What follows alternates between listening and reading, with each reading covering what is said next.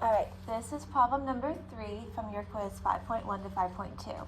So they've given us triangle XYZ, and they tell us that the perpendicular bisectors of triangle XYZ meet at P. So remember, the perpendicular bisectors are lines that meet,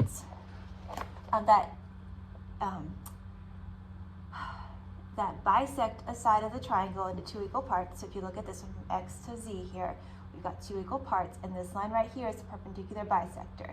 It bisects X and Z into two equal parts, and it meets at a right angle. So that's the perpendicular bisector.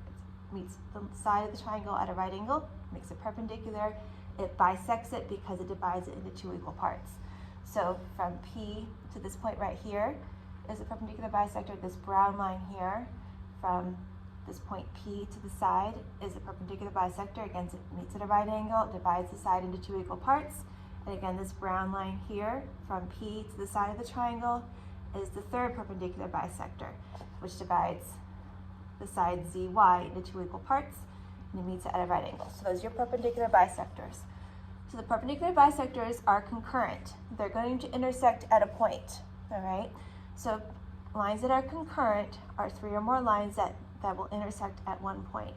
So they meet at point P. Your perpendicular bisectors meet at point P.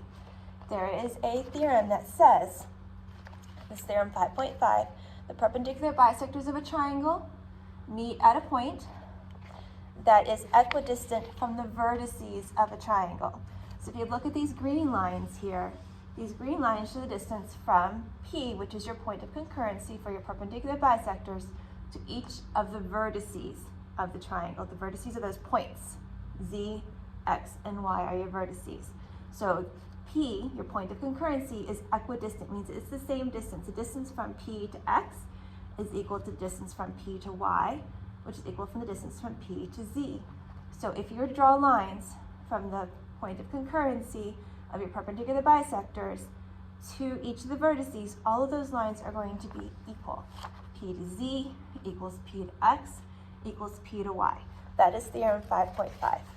So if we know that, it makes it really easy to find Px, because they've given us Pz, and Pz is the distance from your point of concurrency, which is P, to a vertice.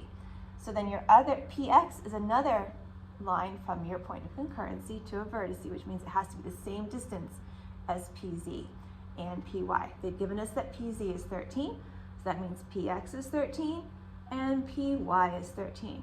So to find Px is 13 because Pz is 13. Okay, that's number 3.